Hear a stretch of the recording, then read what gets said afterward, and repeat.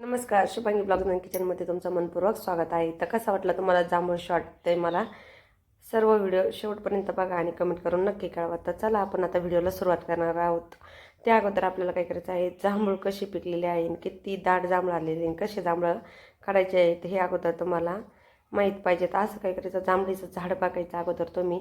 नसन तुम्हाला जर एक जांभूळ काढणं शक्य होतं, काय करायचं, असं कापड धरायचं आणि वरून जांभळं हलवायची.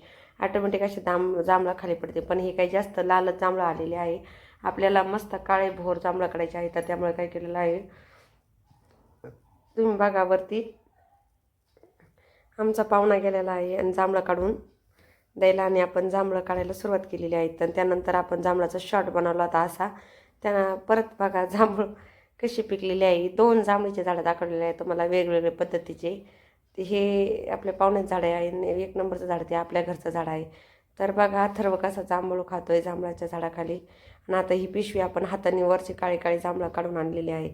तर बघून घ्या तुम्ही, अथर्व जांभूळ दाखवतोय कसे बघा. तर चला आपल्याला जांभूळ शॉर्ट बनवायचा आहे. तर तुम्हाला सांगत आहे, तर त्या अगोदर आपल्याला काय करायचं आहे, ते लागणारं साहित्य.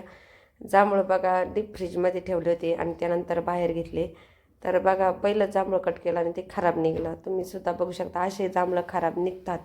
मुद्दाम तुम्हाला दाखवलेलं आहे ते, की व्यवस्थित बघून कापायचे जांभूळ आणि खराब असलं तर नाही घ्यायचे. तर बघा सगळे जांभूळ कट करताना काळजी घ्यायची.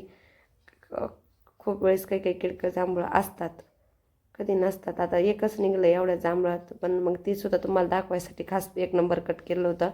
नाही तर नसतं दाखवलं, तसं काही प्रॉब्लेम नाही. तर सगळे जांभूळ आधीच थंड करून घेतले. त्यामुळे कसं आहे, जांभूळ शॉर्ट एकदम कडक झाला पाहिजे आणि तोंडाला चव आली पाहिजे. आणि न जांभूळ शॉर्ट बनवता सुद्धा तुम्ही बनवू शकता. याच्यावरच तुम्ही जर मीठ मिरची जर मारलं ना तर खूप छान लागतं. तर काय केलेलं आहे, पुदिना घेतलेला आहे, काळं मीठ, सौंदळ मीठ आणि साखर टाकलेली आहे. हे आहे आपलं, हा आहे चाट मसाला, हे साधं मीठ, साखर आणि आईस क्यूब खूप महत्त्वाचे आहे बरं का. आईस क्यूबला अजिबात मिस करायचं नाही. जर तुम्हाला तुमचा शॉट चांगला हवा असेल तर 1 लिंबू घ्यायचा आणि मस्त अर्धा पिळून घ्यायचं नंतरसुद्धा. तर बघा मिक्सरवर आपला व्हिडिओ झालेला आहे. तर बघा एवढ्या जांभळाचा एवढाच गर पाडलेला आहे. तर आपण काय करणार आहोत, तर ग्लास कसा सजवायचा ते देखील तुम्हाला सांगणार आहे. तर ग्लासला असं मीठ आणि मिरची कशी चिटकते ते सुद्धा दाखवणार आहे. तर त्यासाठी काय करावं लागतं, असं लिंबू जे आपण पिळलेलं लिंबू घ्यायचं आणि ते साईडनं फिरवायचं. तर असं फिरवल्याने काय होतं माहिती आहे तुम्हाला, मिरची एकदम व्यवस्थित लागते. बघा किती परफेक्ट लागलेली आहे.